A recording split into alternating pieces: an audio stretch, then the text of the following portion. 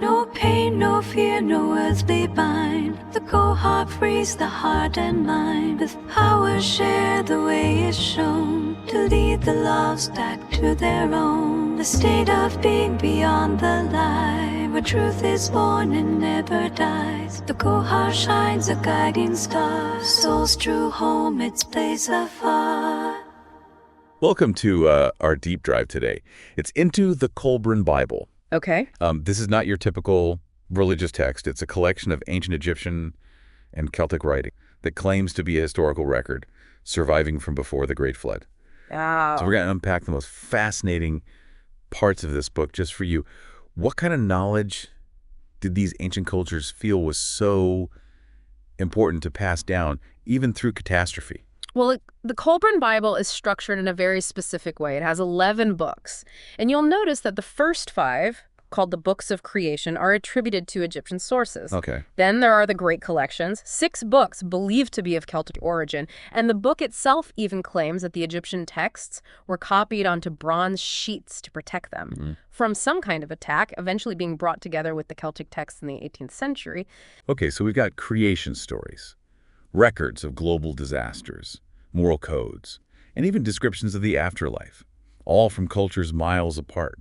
What were these ancient folks trying to tell us by preserving this knowledge? That's the question that makes the Kolbrin Bible so intriguing. Let's start with their creation stories.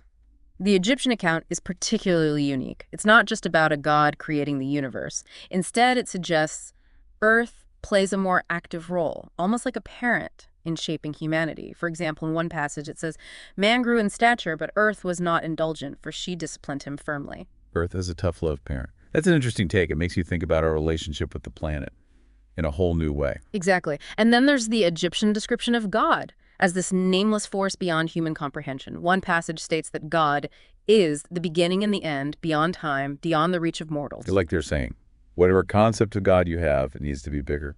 That's a great way to put it. But perhaps even more striking is the way the Kolbrin Bible tackles the idea of cataclysmic events.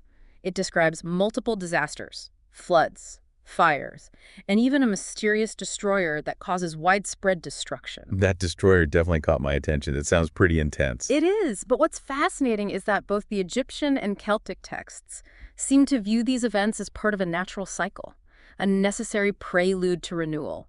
It's almost as if they're saying destruction isn't the end. It's just part of a larger process of change and rebirth. So it's not just about doom and gloom. There's this undercurrent of hope and the potential for starting over. Precisely. And you can't talk about the Kolbrin Bible without discussing good and evil. It really digs into where evil comes from.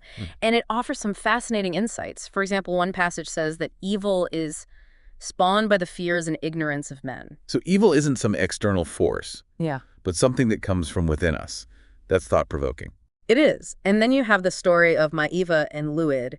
It reads like a classic myth, full of temptation, forbidden knowledge, and ultimately consequences for their actions. It's like a cautionary tale about straying from what is good and right. Definitely makes you think twice about the choices we make, right? Absolutely. But the Egyptian texts also offer a glimmer of hope in the form of prophetic figures like Widden, who foretell the future and offer guidance. It highlights the idea that even in the face of challenges, there's always the possibility of wisdom and direction.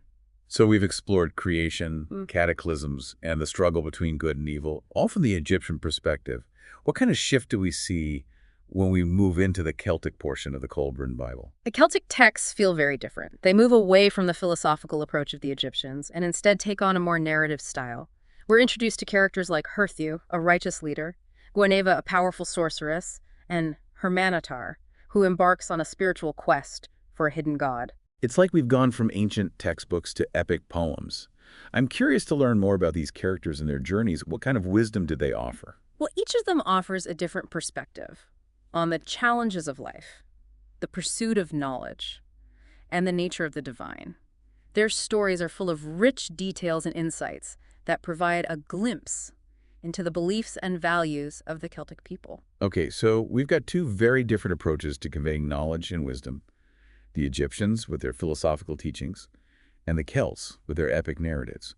But both seem to place a strong emphasis on morality. What kind of insights into their social structures and values can we glean from their legal codes?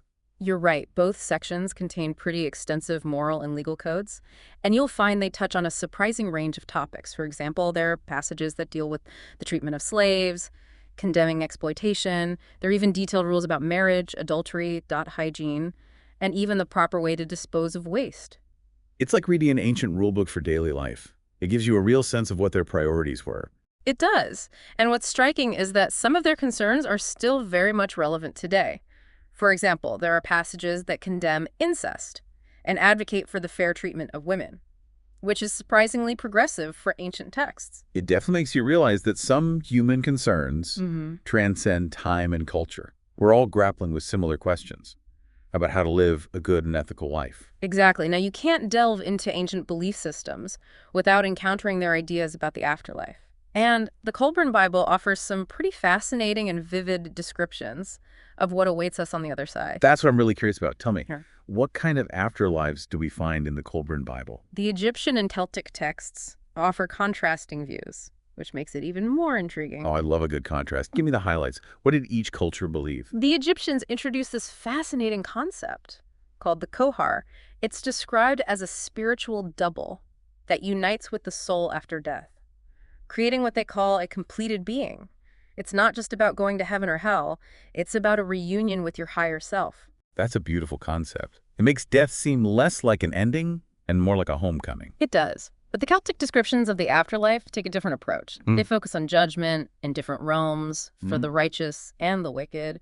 Think of it as a more traditional heaven and hell idea, Yeah. but with very vivid descriptions. So a little less warm and fuzzy than the Egyptian concept. You could say that. Yeah. But both traditions ultimately grapple with the same fundamental questions about what happens after we die, where we go, and what awaits us.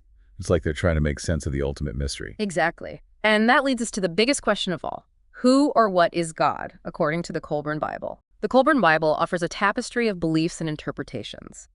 But one recurring theme in both the Egyptian and Celtic texts is this idea that God is ultimately beyond human comprehension. They acknowledge that God is vast, mysterious, and ultimately unknowable. So it's less about defining God and more about acknowledging the limitations of our understanding. Exactly. And there are some other intriguing concepts that emerge. For example, there's the idea of a veiled one residing within the hearts of humanity.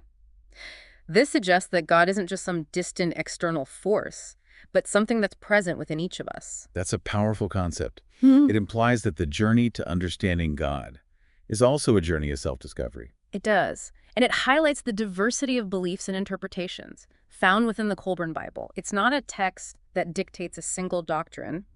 It's a collection of narratives and teachings that invite us to explore different ways of understanding the divine. Okay, so we've covered a lot of ground here. Creation myths, cataclysmic events, the struggle between good and evil, moral codes, the afterlife, and even touched on the nature of God. We've barely scratched the surface of this fascinating text. You're right. And what's so captivating about the Kolbrin Bible is that it pushes us to think differently. It challenges us to consider alternative perspectives on history, spirituality, and the human condition. It's like a window into a lost world, offering glimpses of wisdom and knowledge that have been passed down through generations. Exactly. And those glimpses can be both enlightening and challenging. They push us to examine our own beliefs and to grapple with questions that have intrigued humanity for centuries. So even though we've only just begun our exploration of the Kolbrin Bible, I already feel like I'm seeing the world in a new light. I can't wait to delve deeper into its mysteries and uncover even more insights. I agree. The Kolbrin Bible is a treasure trove of wisdom and knowledge waiting to be explored, and I'm confident that our journey through its pages